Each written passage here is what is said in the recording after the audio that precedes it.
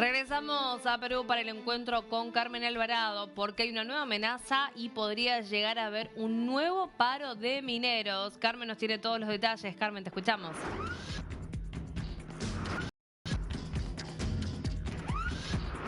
¿Cómo estás, Maga? Muy buenas tardes para ti, para todo el auditorio de América Latina que nos están viendo en estos momentos a través de las pantallas de DirecTV. Es importante precisamente el cuestionamiento que has hecho, Maga, porque hay mucha incertidumbre en torno a lo que viene pasando en el territorio nacional y concretamente con respecto a las decisiones que podrían tomar los dirigentes mineros. Yo tengo una invitada especial, de hecho es una de las congresistas que ha tenido incluso diálogos de acercamiento con los dirigentes y nos puede dar claves sobre este asunto, porque ella tiene, digamos, el trasfondo del asunto. Ella ha conversado en varias ocasiones con estos dirigentes, entonces tenemos que comenzar a entender, a profundizar del por qué no se puede llegar a una solución y por qué también ellos han dejado esta mesa técnica que se había instalado entre el Ejecutivo y precisamente estos dirigentes. Estoy con Diana González, ella es vicepresidenta de la Comisión de Energía y Minas del Congreso de la República del Perú. Gracias, congresista, por atendernos. Estamos en vivo para toda América Latina. ¿Cómo explicarles a la comunidad internacional de esta situación que parece no tener pues ningún tipo de resultado y donde vemos también posturas muy radicales, ¿no? Sobre todo el hecho de salirse de esta mesa técnica, que era el inicio de una conversación y también de encontrar algún tipo de flexibilización en algunos asuntos que el Ejecutivo también podría emprender. ¿Cómo está? Buenas tardes. Buenas tardes, muy bien, gracias a ustedes por el espacio. Bueno, creo yo que es una actitud poco democrática el hecho de, hablo yo, tengo el uso de la palabra, hay muchos actores del sector que también desean hacer uso de la palabra, que también desean ser escuchados, al igual que los dirigentes, y que hagan uso de la palabra y se retiren porque no se hace caso a sus condicionamientos. Sabemos perfectamente que desde el inicio ellos tenían dos condicionamientos, que era la modificación o derogación de 2 decretos supremos, que eso no ha sucedido y yo personalmente saludo la posición firme del Ejecutivo. Me ha sorprendido gratamente, en un momento pensé que iban a retroceder, sí. Pero creo que es importante esto de cara al fortalecimiento de la institucionalidad en el país y de generar políticas públicas con verdadero impacto en el desarrollo del Perú. Respecto a la salida de los señores, pues responde a un serio cuestionamiento que creía yo el mayor problema de esta mesa de trabajo era lograr finalmente el contrato entre la gran minería y el pequeño minero, el minero artesanal o de pequeña escala. Pero resulta que ahora existe una inusitada preocupación de los señores por la autorización a los explosivos, cuando en teoría cualquier persona natural o jurídica en el país necesita una autorización para el uso de explosivos de cualquier actividad, para cualquier actividad, no solo minería, ¿no? Entonces, esto solo ratifica algo, como ellos lo llaman, el REINFO ha sido un amparo legal, porque hacían evitado muchas interdicciones y ahora lo que les preocupa son precisamente las interdicciones, puesto que no contarían con esta autorización para explosivos y se hablaba de 90 días para el inicio de trámite, el inicio de trámite, ni siquiera tenerlo ya todo al 100%. Exactamente, congresista. Permítame, por favor, explicarle un poco a un auditorio que no sigue con esta política doméstica y también el paso a paso de esta problemática de los mineros artesanales. La pregunta que se hacía nuestra compañera en estudios era, ¿puede haber nuevamente un bloqueo de carreteras o manifestaciones en todo el territorio nacional? Porque vemos que estamos en un escenario, digamos, muy complejo, de bastante incertidumbre, porque como usted bien lo ha mencionado, el Ejecutivo se ha mantenido firme. El primer Arana ha sido también categórico en sus palabras en decir que no van a ceder ante estas presiones de los mineros. Nosotros el día viernes, Maga, entrevistamos a este dirigente, Máximo Becker, exactamente. Lo entrevistamos y él dijo, todavía estamos analizando la situación si es que vamos nuevamente esta movilización, pero no estamos a favor de los bloqueos, pero bien sabemos que hay un sector muy fuerte, sobre todo en provincias, en Arequipa, en el sur del país concretamente, para ubicarlos, donde ha habido esta situación incluso con algunos fallecidos.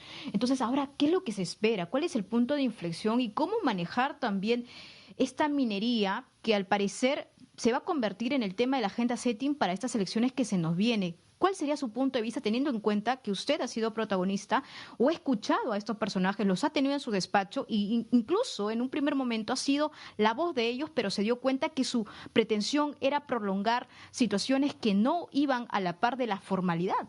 Sí, yo he recibido precisamente en este despacho, en el despacho de mi bancada Avanza País, y bueno, cuando la última vez aquí sentados yo les pregunté en marzo del año pasado si este pedido de prórroga iba a significar una nueva prórroga a diciembre del año pasado, y aquí en mi oficina me dijeron que no.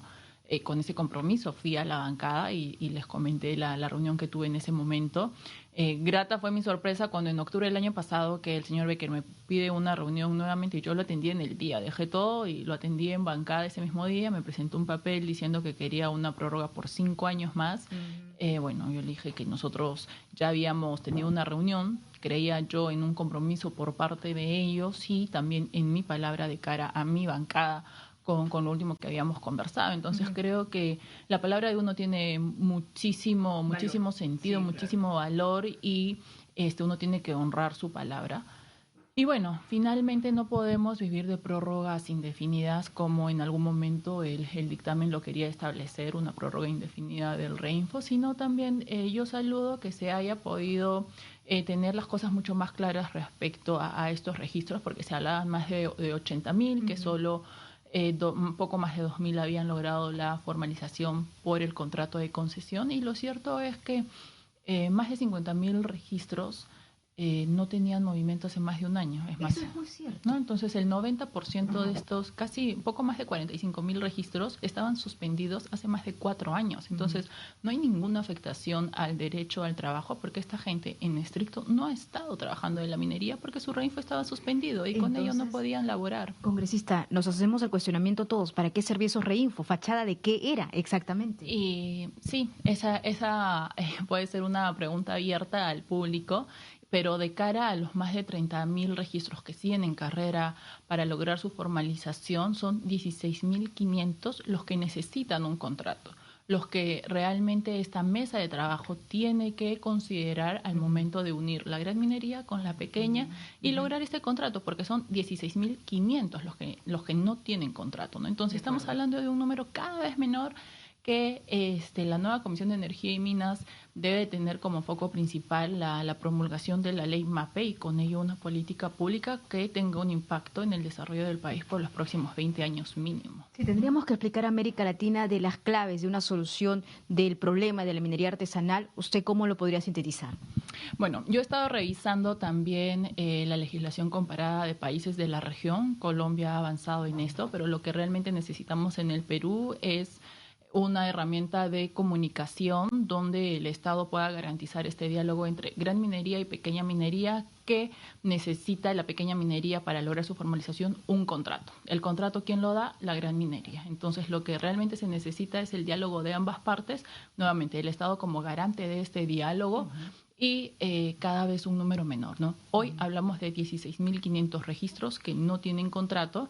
Y algo rescatable de estas mesas de trabajo que ha convocado el Poder Ejecutivo por 60 días calendarios, la semana pasada fue la 4ª edición, es también la disposición de la gran minería para lograr este diálogo con la pequeña y finalmente se pueda materializar en un contrato. Creo que eso antes no lo habíamos tenido porque el Ministerio recién tiene las facultades sobre el sector, sobre esta tarea tan importante, gracias a que el Congreso promulgó la ley el año pasado. Después estas competencias siempre han estado en los gobiernos regionales a través de sus direcciones o gerencias regionales, que ciertamente también no han demostrado mayor éxito porque las estadísticas así lo demuestran. No ha habido un gran porcentaje de formalización.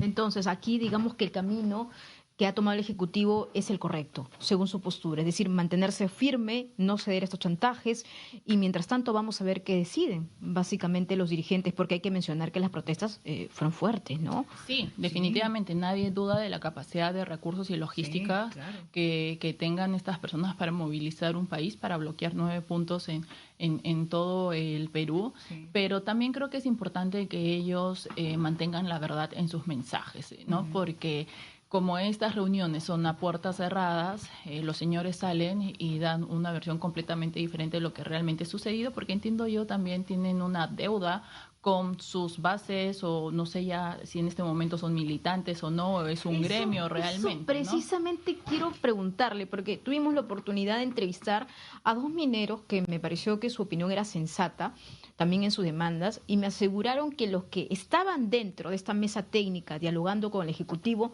no los representa. Y a mí me ha pasado mucho de ello. De hecho, yo también he solicitado al Poder Ejecutivo que esta invitación a dirigentes sea mucho más amplia, porque al salir de estas reuniones, en más de una oportunidad me han parado en la calle y me han dicho que mucha gente no se siente representada por los dos dirigentes que están en la mesa y que también les gustaría ser parte de esto porque quieren lograr la formalización.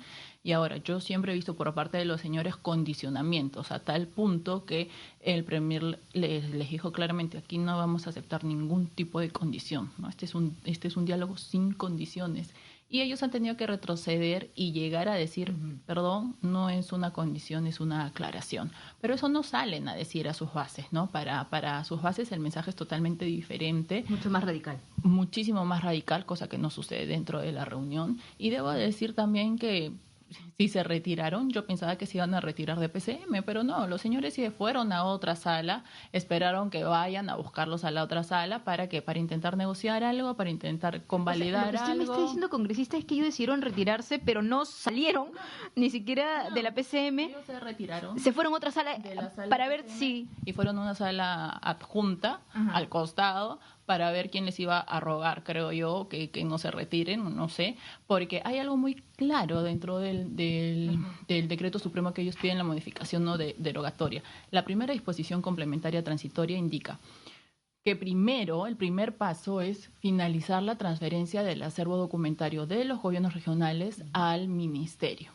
Después de que se cumple esta transferencia total, recién empiezan a correr los 90 días que tienen para el inicio de trámite respecto a los explosivos. A la fecha, 11 gobiernos regionales han iniciado el acta, pero nadie ha finalizado esta transferencia del acervo documentario. Y hasta que todas las regiones no finalicen la transferencia del acervo documentario, no empiezan a correr los otros 90 días. Lo que usted me está diciendo, para ponerlo en claro, es que una de las principales demandas, que es el uso de explosivos, la logística, el almacenamiento, que claro, evidentemente todo aquel que maneja explosivos tiene que entender la reglamentación, ¿no? Estamos hablando de un Estado de derecho, ¿no? Y que todavía eso se está viendo como trámite en algunos gobiernos regionales, ni siquiera está corriendo el tiempo. Es decir, ellos pueden ir trabajando de su parte, o sea, de forma particular, para ponerse a derecho de una situación que todavía ni siquiera el tiempo está establecido. Ellos indicaban que este plazo de 90 días se vencía ahora en agosto. Nos lo dijeron a nosotros también. Y es falso, y el mismo jefe de gabinete lo ha indicado, ¿no? Se los ha explicado de manera súper sencilla. Yo estoy segura que los señores lo han entendido. Es más, yo he visto a señores haciendo TikToks explicando el comunicado del MINEM, porque es así. Mientras no se cumpla con la transferencia total del acervo documentario de gobiernos regionales al MINEM, no corre ningún plazo. No podemos pasar de la primera disposición complementaria, si es que no ha finalizado, a la tercera, que es la que habla de los 90 días.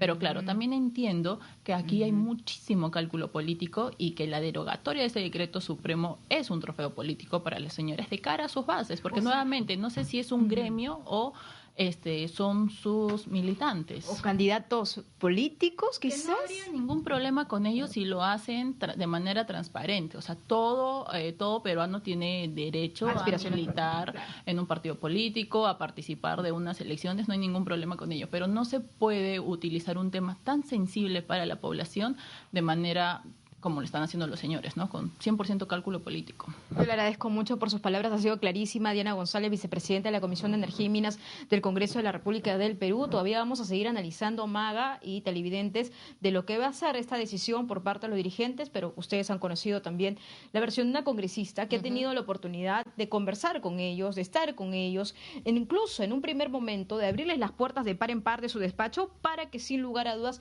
puedan tener también una voz ante el Ejecutivo. Y ahora, como lo explicó la congresista, así en simple, pues le trajeron un documento y dijo que era otra prórroga. Y ella dijo, no, pues esto no es posible. Entonces vemos aquí cómo van cambiando también sus posiciones. ¿Con miras a qué? ¿A un tinte político? Esa es la gran pregunta, Maga. Bien, Carmen, bueno, vamos a seguir entonces con este tema a ver cómo sigue impactando en el país. Ya volvemos.